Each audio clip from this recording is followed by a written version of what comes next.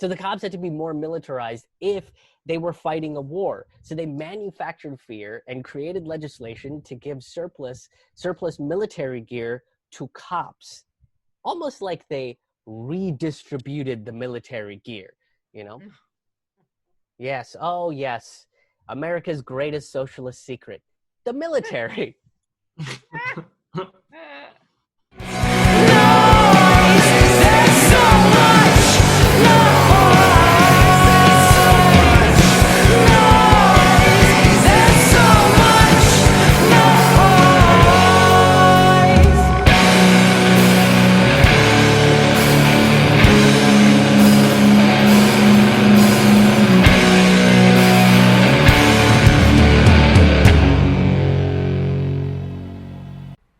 Hello and welcome to a brand new episode of Forkful of Noodles. I'm your host, Krish Mohan. Hey, what you're about to see was recorded in front of a live virtual audience. I've been doing virtual live stand-up comedy shows, and some people enjoy it. It seems so. You'll hear them laughing in the background. That's pretty exciting. So if you would like to be a part of the live virtual audience, you can do so by purchasing tickets. The links are in the description below. These shows happen every Friday night, virtually every Friday night, all through the summer and into the fall, since we're living in the age of the quarantine. And touring is not particularly a thing that's happening right now. So these virtual stand-up comedy shows is how I'm making a living, how I'm putting out these videos here. So check out the links. See if you can attend a show. Each week it's different material, it's a different theme, it's a different show. And each week we also donate half of the ticket sales to a different grassroots organization, venue, activists or journalists that are more grassroots and more about the people, and that are just as radical as the topics we discuss in this show. So come hang out, come grab those tickets. This week, the episode that you're watching, we donated half of the ticket sales to Level Up Studios in my hometown of Pittsburgh, Pennsylvania. They are a creative playground. They're a community-oriented creative playground. They're a POC-run venue, dance studio, recording studio, and they're all about the community. So we wanted to make sure that we were able to help them out in their endeavors, as they've helped me out a couple times in my endeavors as well. I've known them for a long time. They're a great group of folks. So if you want to make additional donations to them, if you weren't able to make it to the show and you want to make some additional donations, go to leveluppgh.com. The link is in the description below. Now, if you want free tickets to come to these shows, because you can totally get free tickets to come to these shows, you can become a sustaining member over at krishmohan.com.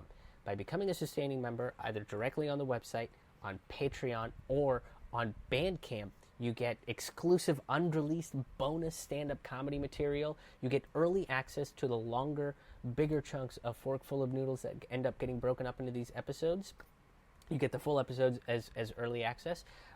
You get special little merch stuff. You get bonus video content. You get a bunch of crazy shit by becoming a sustaining member. So go to krishmohan.com, check it out there, and think of becoming a sustaining member. It helps out the show. It helps out a good cause as well. Yeah, once again, krishmohan.com. All right, now on to this week's episode. We go on to the next solution. Right? We go on to defunding the police and pushing community-driven efforts to eliminate state-sponsored violence in Black, Brown, Native, and poor low-income communities. And this eventuality is that we probably see communities where we don't need any of the police at all. And this is why the police are so scared of the term defund the police. So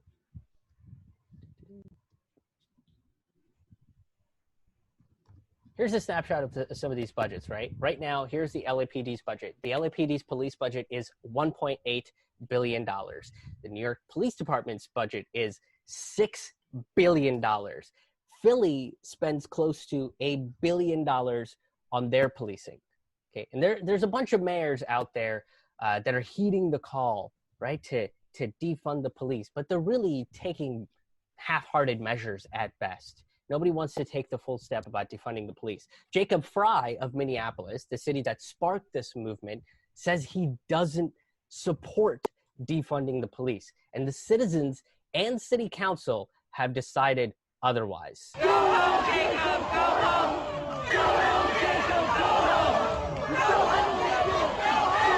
Go home! Go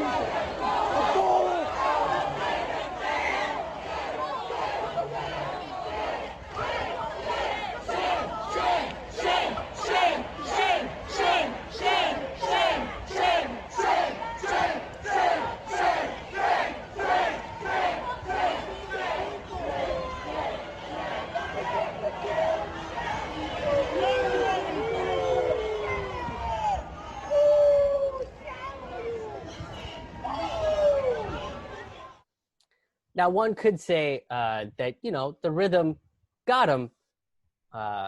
It got him out of that fucking protest, for sure. They got him the fuck out of there.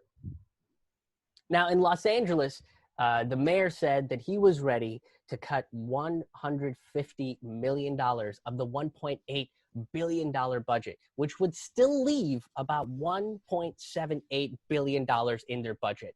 Because let's remember that a billion is 100 millions.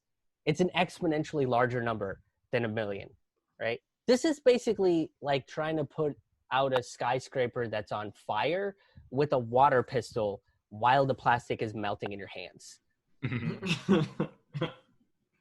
Black Lives Matter LA called to drop the budget from 44% to 5.7%.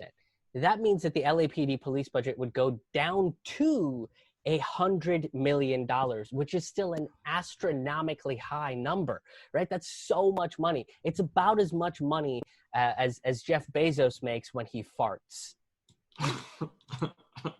It's just toot money for Bezos. That's toot money for Bezos. Now, to understand the justification of why cities would give 44% or more of their city's budgets to the police departments, we have to go all the way back to the 1960s.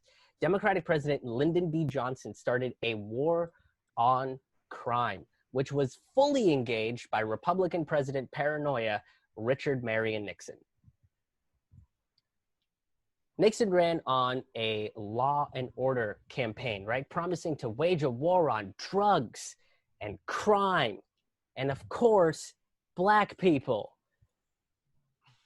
Also puppies. He hated puppies, so he was going to wage a war on puppies as well. This guy was not a good person. So the cops had to be more militarized if they were fighting a war. So they manufactured fear and created legislation to give surplus military gear to cops. Almost like they redistributed the military gear, Yes, oh yes. America's greatest socialist secret. The military. Not a lot of people know that. Oh, a sidebar, guys. It is important to note that LBJ, a Democrat, passed the crime war over to a Republican, Richard Marion Nixon, just like Republican Bush passed 2 wars over to Democrat Obama, who made it into 7 wars. And boy, howdy, is Trump trying to make it 14, right? Obama also passed on the immigrant detention centers and an extensive surveillance program over to Trump. But this is how these presidents let go of their party affiliations to make sure that we, the people, still remain subservient, which is another reason why reform is not going to work, because they just keep doing this shit. I think I messed that up. Yep, I did. Okay. We skipped a few things there. Now, since the 60s, the police have been getting more and more militarized, right? Despite the fact that most of the calls that they are actually called for are nonviolent, non-emergency calls.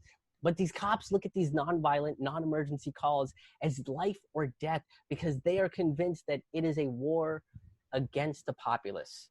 To the police, everybody is like super high and they're armed and they're also maybe like a communist dragon, like waiting to attack.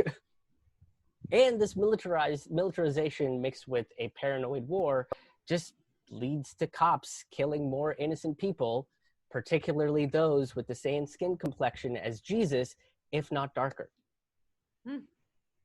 Lest we forget, Pontius Pilate was a cop, you guys. Pontius Pilate was a cop. That guy was definitely a cop. Now look, the use of this militarized force just makes sense, right? Like when you're a child, remember when you were a kid and you would get like a new toy? What's the first thing you do? You take it out of the box and you play with it immediately, right? You don't put it up on a shelf and wait for a reasonable time to play with it. That's crazy, And then you want all your friends to have these toys too, so you can all play with them. That's kind of what the cops are doing with their over-militarized equipment. They're just children playing with super deadly toys given to them by their psychopath parents, aka the government. Now we go to the slide. So as Kamal Walton points out, he's a Philly member of Critical Resistance. He says, at a drop of a dime, they can find money for uber-militarized tanks, fly helicopters all over the city, and shoot rubber bullets, but we can't put people in houses. Now, it's not that they can't. It's that they won't. So defunding the police takes away their death toys and lets we, the people, rebuild our communities and take care of them without waging a manufactured war on our streets.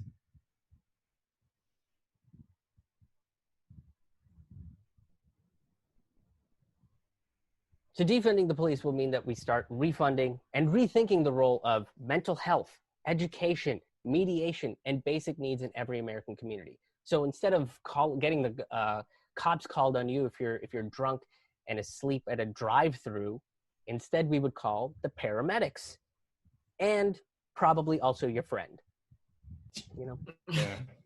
Yeah, get you home, get you some water. Instead of getting the cops called for a counterfeit build, we call a fund that helps businesses take care of this sort of things, right? Domestic disputes are taken care of by mediators with books instead of guys with tanks. Yeah. We can heal our communities and keep building a better future, right? We completely restructure society. And yes, it means that we have to go through a transition phase with boners and boob growth. We're going to have to do.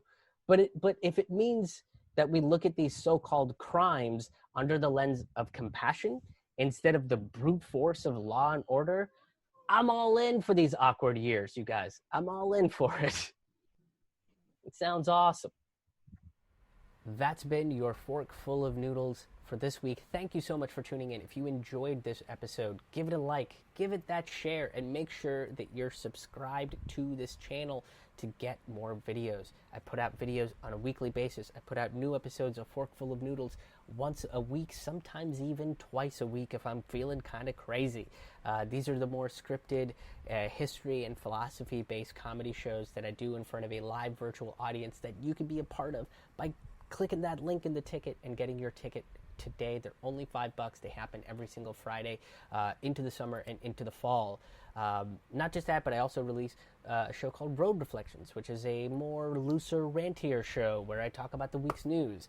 I do a segment called The Dispatch, which is more about current events. It's a little bit shorter, current events, news topics.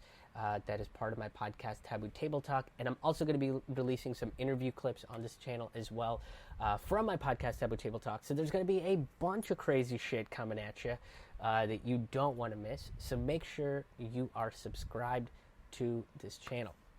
If you want to become a sustaining member, if you want to grab tickets to a live virtual stand-up comedy event coming up in the near future, if you want to get a stand-up comedy album of mine, if you want to check out past episodes of this show, subscribe to the podcast, get emails from me, whatever you want, there's a one-stop shop to do it, and that's krishmohan.com. That's KRISHMOHAN, krishmohan.com. That's a one-stop shop for all things Krish Mohan. You can become a sustaining member and get early access to Forkful of Noodles. You can get unreleased stand-up comedy material. You can get free tickets to live virtual live stand-up comedy events. You can do a bunch of crazy shit on krishmohan.com. So go check it out there.